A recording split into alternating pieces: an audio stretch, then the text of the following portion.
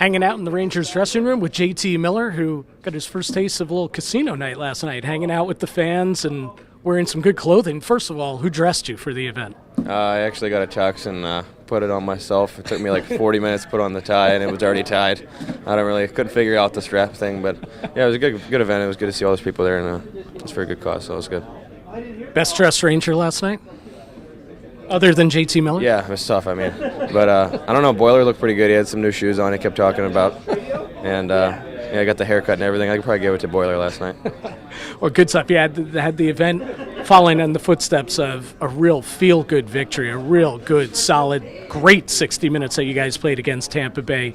Had to feel, I would think, being a part of that, energized when you came out of that game, because I think fans, everybody walked out of the arena really jolted by the energy, by the way you guys played. Yeah, because we were playing pretty well before that. We just couldn't get a win, and we finally put the 60 minutes together and really dominated that first period, especially, and just got better throughout the game. So to get that, I think it's just the boys are finally all right. Here we go. We can start building off something, and it was just really good for the locker room. Like you said, the energy level was great. So it was we needed that, and we just really needed to get another one here to start stringing some wins together.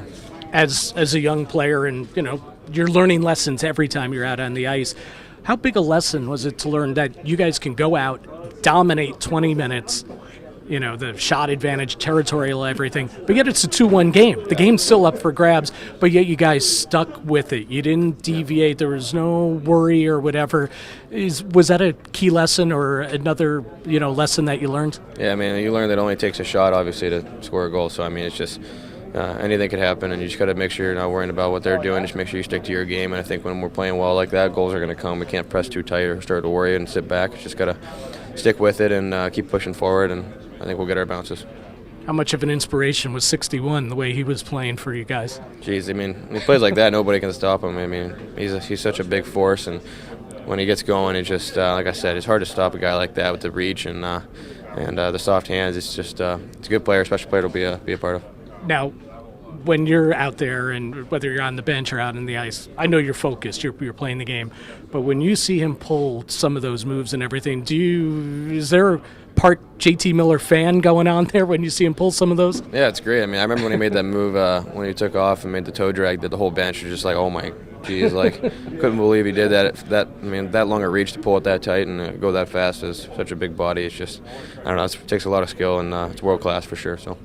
That's it, getting Rick back, and then you got Ryan McDonough back, Michael Del Zotto back, and prior to that, Darryl Powell comes back. You kind of get the whole group together again. What kind of feel does that give this locker room? Yeah, I think it was right whenever guys started to get hurt there, we started to lose those games, and so I think when we got the whole team back now, we just get back to where we left off, I guess, and we'll get back as one unit. And like I said, just don't be satisfied with that win there. We should try to get better next game and try to get another one.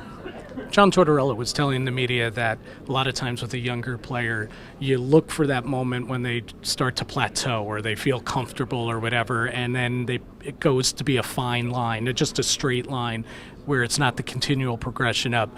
He said he noticed in you that that's not happening, that there hasn't been the plateau, that you continue to find new and different ways to improve your game and to contribute to the team. Talk a little bit about your mental approach to avoid that plateau, and does the coach keep on you about that? Yeah, I just don't want to be satisfied with myself ever in this league and my time here. I just make sure that I'm trying to get better every shift, and I don't want to be comfortable that just I'm here and say, okay, just kind of settle in now. If I'm going to be on the ice, I want to be the best I can be, try to make a difference. And like I said, my mindset needs to be never get satisfied. I think a few games there I was sitting back a bit, and I wasn't creating as much up front. So the last few games, try to make sure I'm shooting pucks more and taking hits and playing on the forecheck with my line mates. So.